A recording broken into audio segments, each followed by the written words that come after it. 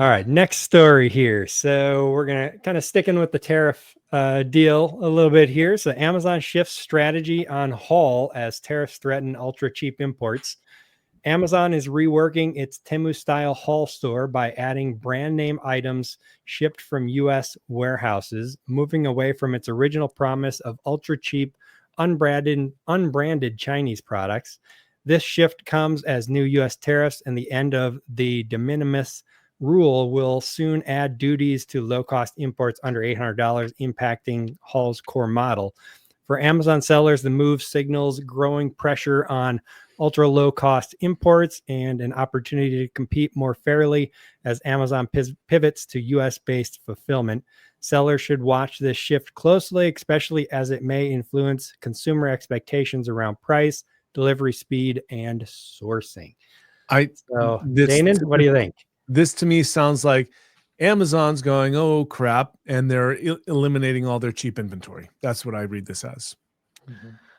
It kind of sounds, my first thought is like, okay, so they're turning Haul into Amazon.com, I guess. Right. It's like, what's going to be the difference if they're adding brand name products? What's going to be the difference between Haul and just regular Amazon.com? Is it just going to be brand name products under a certain price point? In which case, I mean, it's still most likely going to be imported goods. So what is the differentiator? Well, these are non-brand names, like no brand names, right?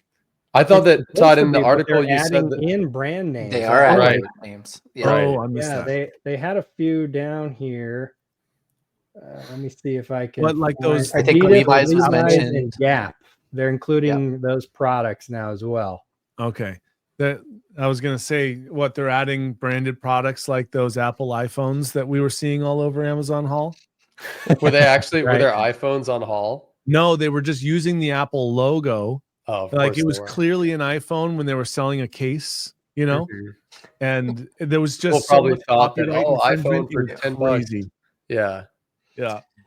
This seems like, you know, like I think about like Marshalls, like the store, the chain Marshalls. It's like you go in there and like, you know, you're getting some branded stuff, some non-brand name stuff, but you know, you're getting cheaper prices, right? And it's like, okay, I don't really care about the brand name. Just give me a good deal. And this seems like a very big swing and a miss from Amazon right now, because there is absolutely no difference now if you're bringing in branded products, and the under $20 section is now over $20. Like, you know, it's just like the dollar store. So it's, you know, to me, this is a swing and a miss, and I wouldn't be surprised if Amazon wraps this up sooner than later and just kind of focuses back on. Yeah. Really, I mean, whatsoever. What's the difference then, you know, between Amazon Haul and Amazon outlet deals? You know, it's basically they should just merge the two, I guess, and just make it all one big thing and make it like a TJ Maxx style store where you've got the name brands plus the cheap products and things like that you can pick from. But I don't know. It just seems like a conflict of interest on Amazon's part. Yeah. So does anybody, and I guess semi off topic, but not really, I mean, what has Temu and Shine been doing since these tariffs went into effect? Like, they're obviously continuing operations, but like, what's the latest with them since this has all really been announced? I just saw an article that said that they are going to be raising their prices. Okay. I mean, I figured they had to be, but it was just a matter of how much and how much money are they going to lose, and if they don't. Yeah.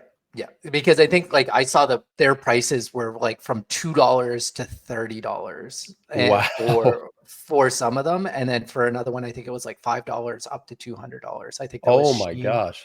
So they're like those are their standard prices, right? So like they'll be raising their prices further. But imagine buying a T-shirt for $2, right? Like you know exactly, and just kind of going back to like that TJ Maxx style. It's like you're getting some of those brand names end up in those stores because they are a swing and a miss from the real brand, right? Yeah, It's like the size is funny, the style, like they thought they had a really nice style and no one took, and it's a swing and a miss there. So I think with Shein and Temu, they are definitely going to be feeling this. They're low cost. The loophole just got closed. And well, they're trying to attract us as sellers to go onto their platform. Mm-hmm. And I think that's the best potential that they have. Who was it? Was it I think it was Temu that had quite a large booth at Prosper. I actually didn't go visit them, but I should have. But I think it makes sense for them to go, hey, why don't you sell on our platform? We'll give you highly competitive rates. Why not? Right. A little side thing, walking by the booth reminded me of being at the trade show in China. Canton Fair. Thank you. The Canton Fair. It was, although this was a much nicer booth, but it was filled with, like, I'm not even joking, like 25 Chinese people, nobody talking to any other sellers, just all speaking amongst themselves. So it was strangely uninviting, which is why I just kept walking past it. Like, no one said, hey, how's it going, or anything like that. Interesting. So that's a swing and a miss for them to invite people. And I saw very few sellers walk in there, but it does make sense. And it's going to make sense for us as sellers to, why not? They have traffic. They got a platform. It doesn't cost me as much. It's another opportunity. Like, hey, I'm always a big supporter of diversifying off of Amazon, because Amazon will eat you lunch on accident or on purpose. Yeah, for sure. Yeah. And especially if, it's just a way to diversify. You don't necessarily need to go all in on those platforms, but why not? Unless unless your sales go gangbusters. Right. I was going to say, why not cross list and test it out? Like you said, as kind of a way to hedge your risk. Yeah. Yeah, for sure. Like if you got in early on like Wayfair and you're just on the platform already approved, and it's just like Wayfair is a great place to be a seller, right? Like you get nice high margins and people know that you're getting quality products from there. Yeah. And you don't deal with the headaches that you deal with on Amazon. So like if you can Right. get in early and get a spot there where they're, maybe they have a little bit of a looser onboarding, it could be a great opportunity, right? Like you never know. Yeah. Shane and Temu, go ahead and reach out to us, and we'll then build the affiliate links. Okay, cool. Thanks. Yeah. There you go. Yeah. So this is one of the other articles that was in the newsletter today. So I'll just read this real quick. Temu's ultra low pricing model is under threat as the U.S. ends the de minimis loophole and imposes steep tariffs on Chinese imports, forcing the company to either raise prices or absorb unsustainable costs. Experts say Temu may reroute goods through lower tariff countries or invest in U.S. warehousing, but both options come with strategic and financial challenges. So, yeah, opening U.S. warehouses and or, like we talked about earlier, rerouting the products through other countries, both of which are going to increase the price of the products that are on there. Right. No doubt about that. There's no avoiding that at this point. The prices are going to go up. It's just a matter of how much are they going to go up. Yep, definitely. The question will be, the products that are coming from China are going to go up.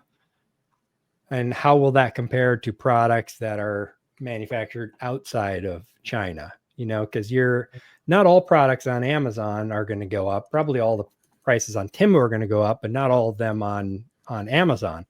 Like the ones I sell mostly are made in the US. So unless they're getting a lot of their raw materials from China, those prices won't necessarily change a lot. So that could make those products a lot more competitive. I believe that prices holistically will increase. Look at what we're paying for food today. Mm-hmm. We don't have a food crisis now like we apparently did before. And don't ask me to go into that because I don't know any details, but apparently some of the pigs flew away and the chickens killed themselves off because, one of them got the flu. So they killed 90 million chickens a day or something like that. Now eggs are the price of same weight as gold, Yeah. But that all happened after, right? Like we had a swine flu that the birds got and the birds, whatever.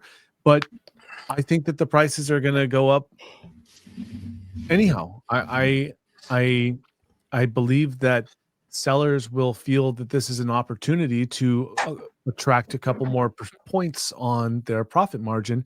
And why not? Because people are going to pay for it. certain things will take, bless you. Oh, you've already been blessed once today, Corey. That's like, I appreciate that. Yeah. But you know, I think that the prices are just generally going to go up because for sure people are just accepting the fact that that's what's happening. Yep. And it's simply why not, right? Like you have the ability to do it and you just take it. So in Canada, we did the government did a thing where it was a GST holiday. So they just knocked off the GST for 2 months on products, and instantly every single retailer just raised their prices, and the GST holiday ended and the prices never came back down. Right. It was just like a way for them to be able to sneakily do it. So like we were supposed to get a slight discount, but we didn't actually get one. And this could very well be the exact same thing. Yeah, totally. Yeah, for sure. So then the question will be, will the income of, Americans go up more than the increase in the price of the products? Well, if we get rid of income tax, yep, it will. Yes, that'll be the big thing. If he can do that, then yeah, you'll come out a major winner in all of this. But that's definitely a question mark yet. Yeah, what better way to stimulate the market than to let people keep more of their money? Yep. So Joe has a good point here, and he knows his stuff, right? I know Joe personally, he has experience with a lot of this stuff. So he said the rerouting of products still doesn't legally remove the tariff issue. The tariff is typically based on the product's origin, so you would still be falsely declaring, which will be painful if caught. So yeah, that's and again, that's something that I bet a lot of people just don't know, and they're not going to realize until they do get caught. So they might even think that they're not breaking the law, that they're not doing anything wrong, and then they come to find out they are. Yep. Yeah, got to be careful for sure when you're doing that kind of stuff. I wanted to bring in one question that we had back here. It's not related to the news, but I want to answer it for the guy. So Ahmed had the question: Amazon randomly gated products and they require 300 units to ungate. Does it mean OA model is dead? Give me suggestions. What can I do? Interestingly, I just had that happen to me yesterday. I was looking at a couple products that I'm like, oh, maybe I should get these from my distributor and sell them.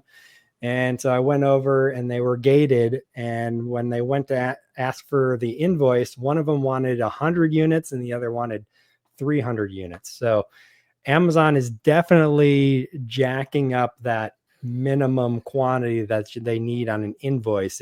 Everything used to be 10, right? Or they would just magically ungate you with nothing. But yeah, they've been moving that up quite a lot to make it harder, I think, for people to cheat the system. So Ahmed, the only thing you really have, the course of action, is to get that invoice for the number of units that you need and get ungated. So there's definitely a risk there because they could refuse your invoice. So you're going to want to make sure you're buying directly from the brand or buying from a truly legitimate distributor